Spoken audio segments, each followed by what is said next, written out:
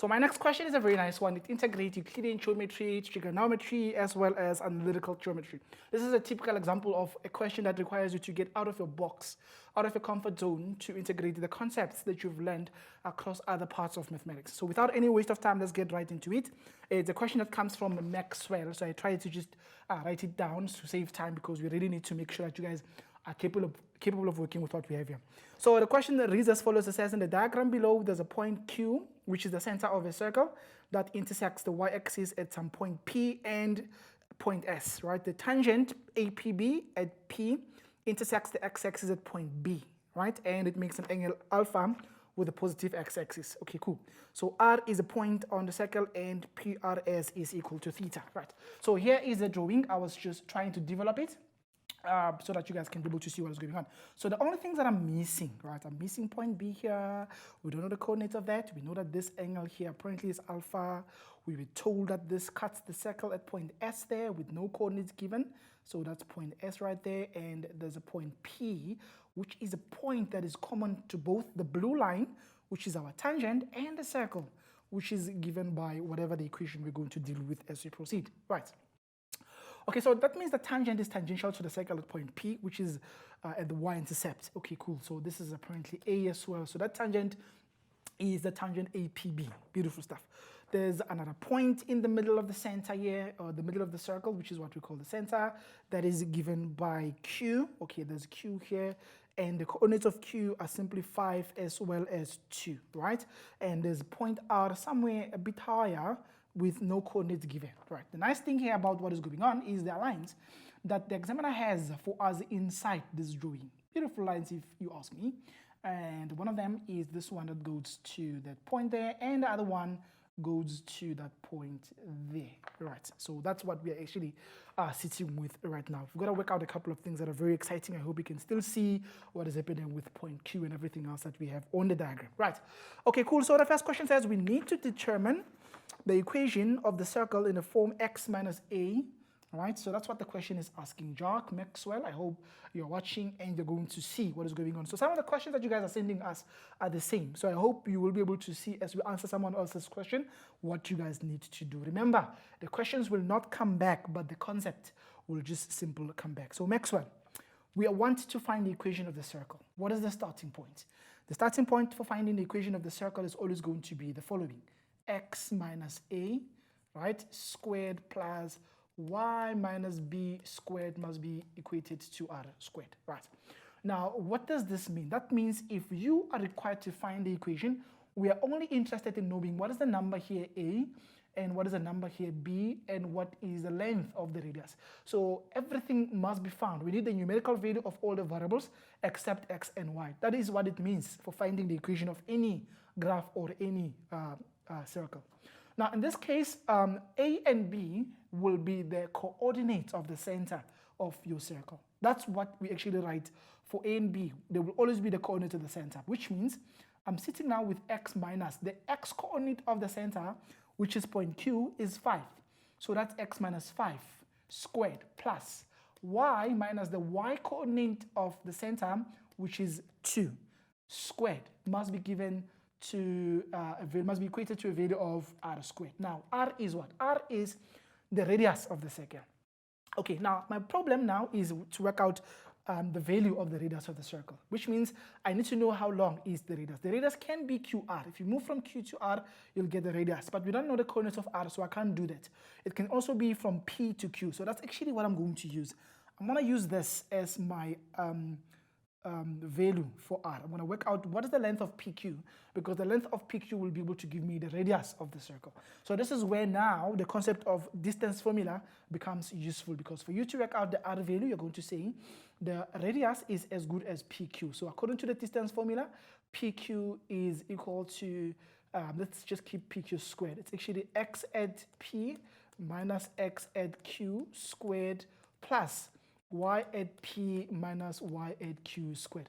I could have substituted the coordinates of P in my equation of the circle, which is another way of finding this, but I'm just helping those who are willing to revise calculation of the distance formula.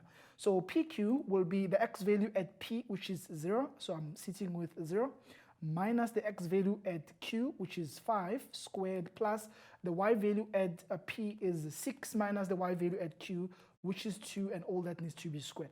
So you people are looking at 25 plus, this is going to be 25, and this is going to be 6 minus 2, which is 4 squared. That's 16. The sum of those two gives you 41. So that is actually pq squared. Now that means my equation of the second is going to be x minus 5 squared plus y minus 2 squared is equal to 41. Notice I'm not working out the length of PQ. PQ, which is the radius, will be the square root of 41. The radius of this circle is square root 41. It's the square root of 41. But the formula works with r squared, not r. It works with r squared. Please keep that in mind. Very important. Okay. The next question says we need to calculate the coordinates of S. Oh, find the coordinates of S. We want to find the coordinates of S. Look at your diagram, guys. I already know one of those coordinates. Point S is where the circle cuts the x-axis, I mean the y-axis. So if I look at point S, I'm going to make a claim that I already know one of those numbers. You guys will agree with me. Anywhere on the y-axis, the x value is 0. So the only thing we don't know is what is the corresponding y coordinate. But we know for a fact that x on the y-axis will always be 0. So for me to find the coordinates of S, which is the second question, find the coordinates of S. Find coordinates of point S. For me to do that, I'm going to take the equation of the circle, which we just found, right? I'm going to take that and I'm going to say, okay, fine. We know the equation of the circle is x minus 5 squared plus y minus 2 squared is equal to 41, Maxwell. So I'm going to say, because I know one of the coordinates already, which is point S, which happens to be 0, wherever I see x, I'm going to replace that with 0. I'm going to substitute x as 0. It is what you people do when you're drawing graphs. When you say, for x-intercept, let y be 0, and for y-intercept, let x be 0. You're actually not letting it to be 0. It is already 0 there, so it's not your call. You're actually doing something that is obvious, right? So I'm going to put my x as 0, and I've got 0 minus 5, which is minus 5 squared. That's going to give me 25. So I'm going to have 25 plus y minus 2 squared equals to 41. So I'm a mathematician. I applied myself with laziness. I don't want to avoid, I'm going to avoid squaring that y minus 2 squared, that binomial squared. I'm not going to do that, right? I'm going to work it out without factorizing, because if I square that binomial, I'm going to need to factorize later. So I'll subtract 25 on both sides. I'm now left with y minus 2 squared is 41 minus 25, which will simply give us something very exciting. And what is exciting, I'm thinking, if you're not sure about stuff, you need to get your calculator so that you are sure of what you're doing. So 41 minus 25 gives us 16. Beautiful stuff. So I'm going to write 16. So there's my 16. Now, we are looking for y, not y squared. So you remove things one by one, right? The next victim here is the square. I can't be able to access the contents of that bracket if I haven't really dealt with the squares. So I'm going to have to remove the square by taking the square root on both sides. So I'm going to make a mistake now. Just took the square root on both sides of the equation, but there's a mistake, and you people should know what mistake is there. You always need to make sure that you include what? I can hear somebody saying you didn't put the plus minus. Yes, you need a plus minus every time you take the square root of a numerical value, right? So that means y minus 2 is as good as plus minus 4, which makes y to be, you add 2 on both sides. So it's going to be 2 plus minus 4. That means y value, the first y value is 2 plus 4, which gives you 6. And the second one is 2 minus 4, which gives you an answer of -2, right? Now, why am I getting two answers? Why am I getting two answers? Well, this is actually claiming, the solution claims that there are two places where x is 0, because I found this answer when I replaced my x with 0. You'll remember that I replaced my x with 0. So this question, the solution claims that there are two places where x is 0 on this drawing, where the circle cuts the y-axis. And indeed it is true, because if you look closely, you'll see that again, when y is 6 at point P, the x value is 0. So 0 and 6, which means another x-intercept, another y-intercept is when y is 6, which is what we are getting as one of our y values there, which is this one here, and we're happy about that. It's confirmation that everything else is still working very well. So the solution for point S is going to be 0 and -2. Those are the coordinates of point S, right? Moving on to the next question, it says we need to determine the equation of the tangent APB in the form y is mx plus c. So we need the equation of the tangent, right? A tangent is a straight line that touches your curve at one point, right? We are looking at it right now. It's passing through point P, where x is 0 and y is 6.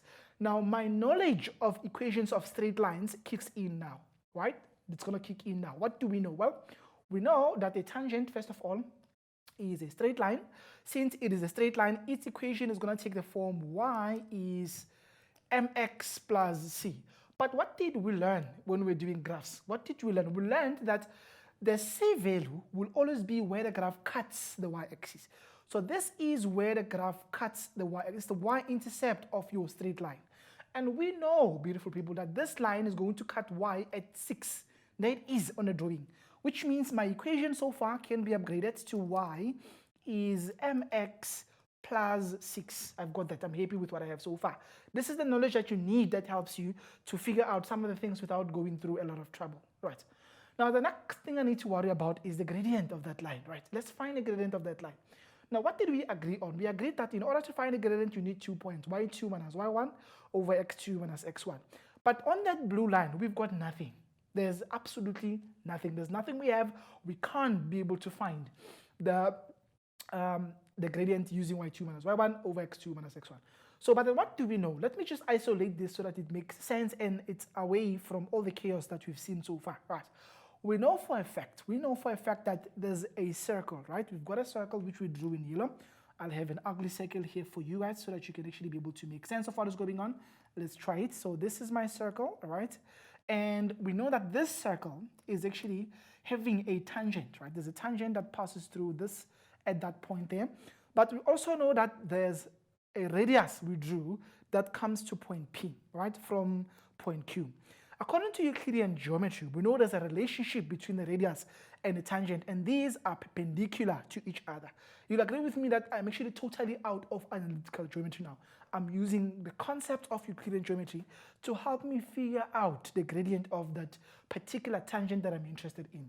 Since the tangent is perpendicular to the radius, the fact that we know is the following. I'm going to say to the examiner, the tangent, right, is perpendicular to a radius all the time, all the way from Euclidean geometry. Therefore, it means the gradient of the tangent multiplied by the gradient of the radius will give us an answer of -1, because perpendicular lines will always give us the gradient of -1 when we multiply their gradients, right? Okay, cool. So if I know what the gradient of the radius is, I can then be able to work out the gradient of the tangent, which is what I'm interested in. So let's go back and check, do we have enough info to work out the gradient of the radius PQ? We should, because we know the coordinates of this guy is 0 and 6, and we know the coordinates of this guy is actually 5 and 2, right? We've got 5 and 2, we've got 0 and 6, let's just confirm. 5 and 2, yes, and 0 and 6 PQ.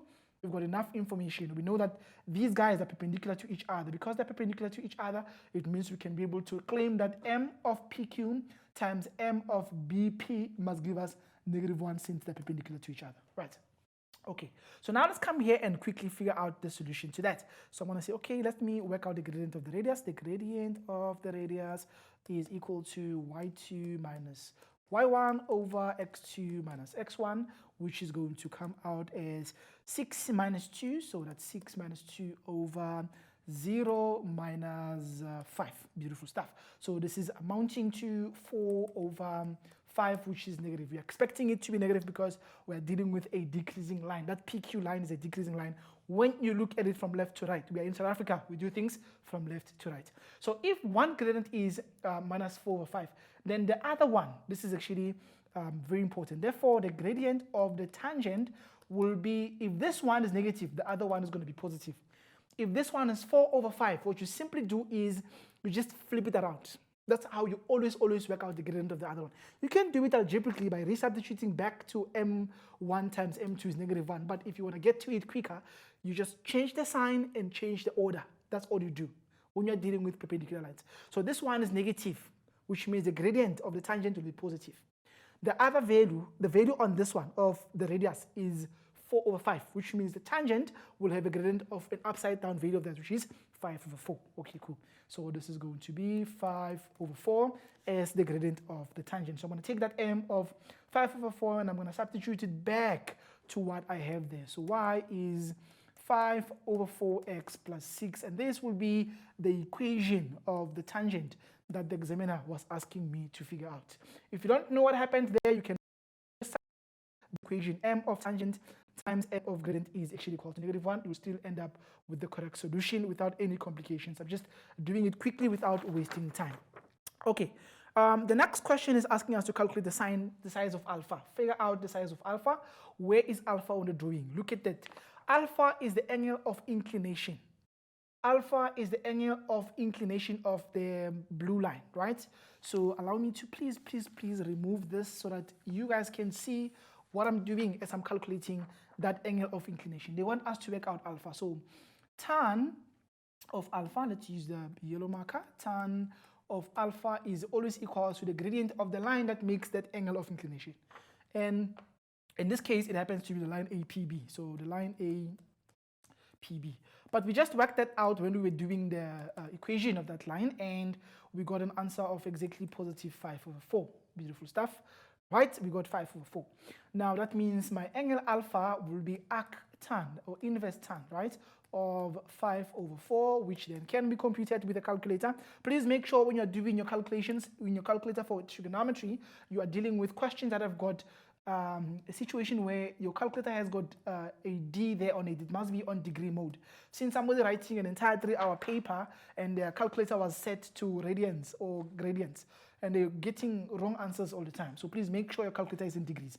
So I'm going to say shift and press tan and then put my value of the gradient inside there, which we got as 5/4, and we're getting 51,34 degrees. So 51,34 degrees will be the angle of inclination, which is what we are looking for, which is the value of that angle alpha right there, right?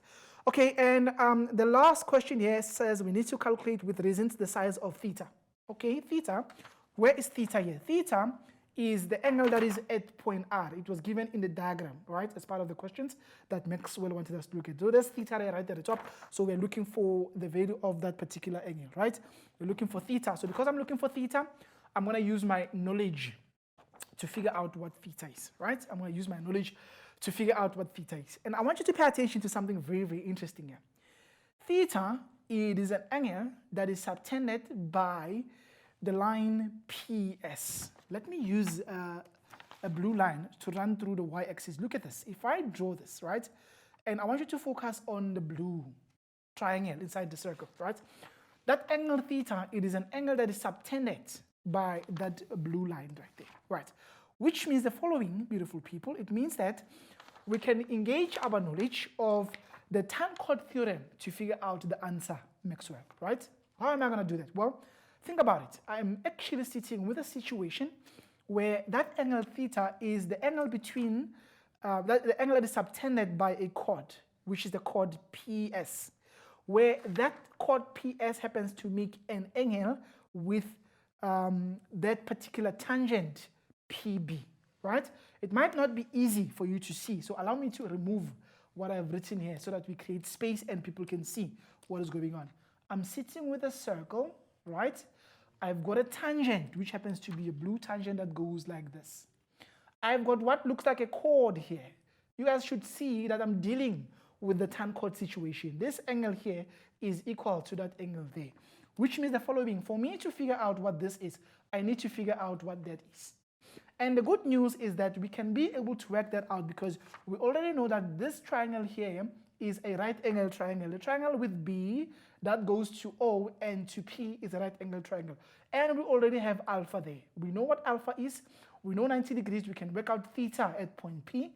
When you know theta via tan chord, you'll be able to work out the angle at point R, which is the theta that the examiner is interested in. This is what I was saying when I was saying your Euclidean geometry plays a big role sometimes in helping you to figure out the solutions to the problems. So what am I going to say? I'm going to try and work out angle BPO, if O is my origin, or angle BPS, right? The one that is right there at the top, this one here. I want that because that is also going to be theta. If I know that, then I'm going to then be able to transfer that as the theta value to point R. Okay, cool. So let's go back and try to draw that for you guys so that you can see what is going on. So I'm going to say in that triangle there, we've got a circle, right, once more, and we've got a tangent, right, and we've got something that looks like that, and we're happy with what we have. So far, we did figure out this angle here, and we got our angle as 51,34 degrees, right? So this is 51,34 degrees. And we know that this is 90 degrees. We are looking for that again. So I'm going to first of all start by calculating, because this is actually point B, that's point P, and this is at point O there, which does obviously go all the way to S. So I'm going to say to the examiner, angle BP S plus alpha plus 90 degrees is 180 degrees. Why? Because these are angles, the interior angles of a triangle. This is sum of interior angles of a triangle, right?